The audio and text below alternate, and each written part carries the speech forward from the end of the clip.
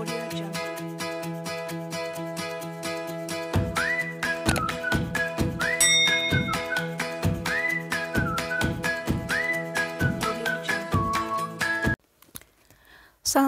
warahmatullahi wabarakatuh. Nah, kita kembali di limit fungsi part 2. Yang akan kita bahas sekarang itu tentang limit tertentu.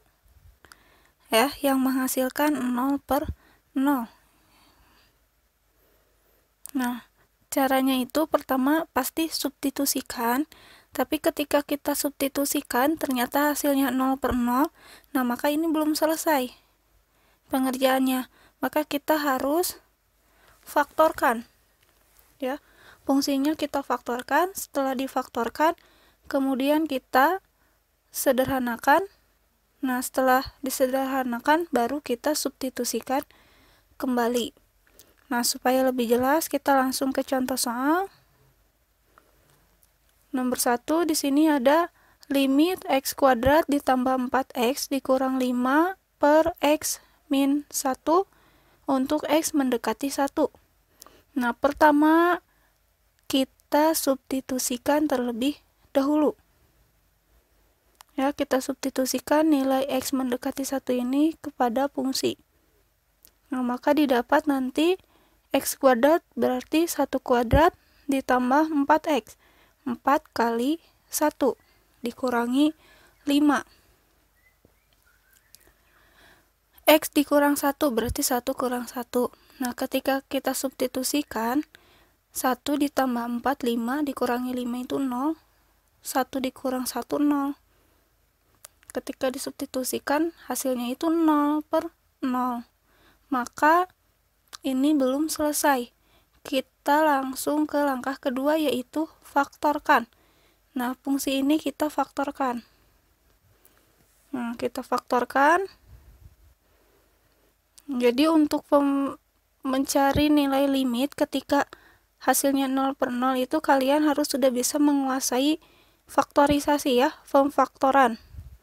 Nah, ini kita faktorkan x kuadrat ditambah 4x dikurang 5. Kita faktorkan menjadi x min 1 dan x plus 5 dibagi x min 1. Nah, setelah difaktorkan kemudian sederhanakan.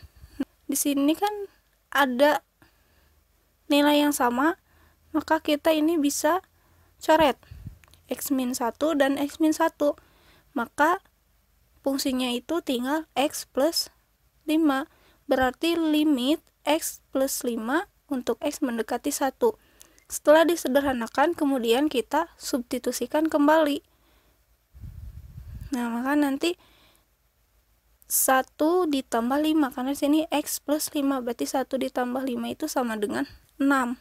Maka hasil limitnya itu adalah 6.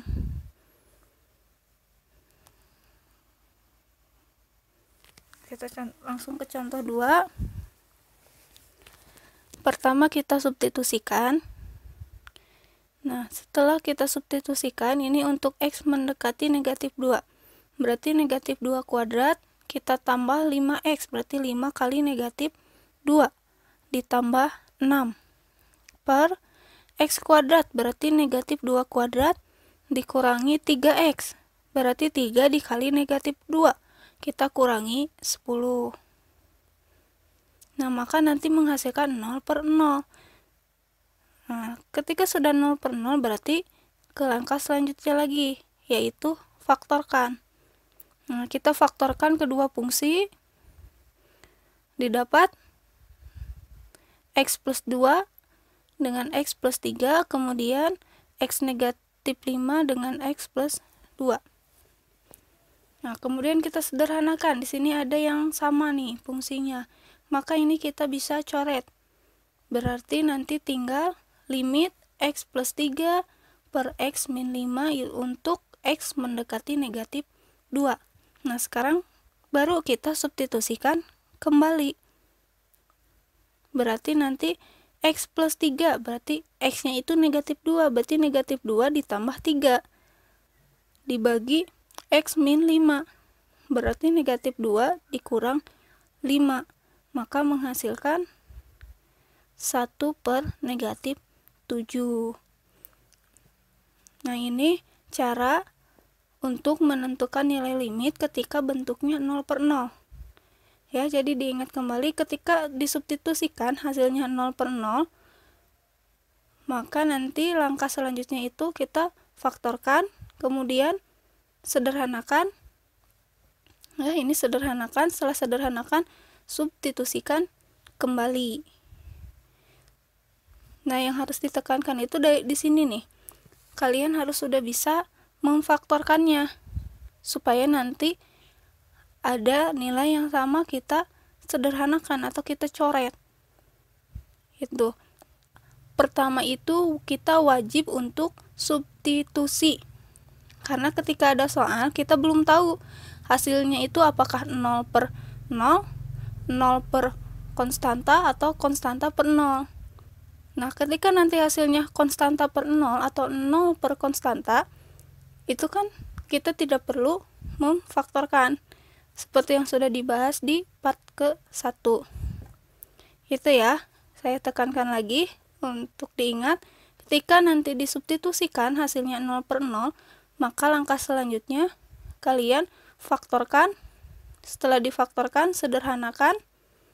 Setelah disederhanakan baru substitusikan kembali. Nah, mungkin itu untuk penjelasan di part 2 ini tentang limit dalam bentuk tak tentu. Oke, bagaimana nih jika nanti bentuk limitnya itu limit f pada x untuk x mendekati tak hingga? Kalau tadi x-nya itu mendekati konstanta, sekarang mendekati tak hingga. Nah, ditunggu nanti di part selanjutnya. Terima kasih untuk yang sudah menonton penjelasan ini. Semoga bermanfaat. Assalamualaikum warahmatullahi wabarakatuh.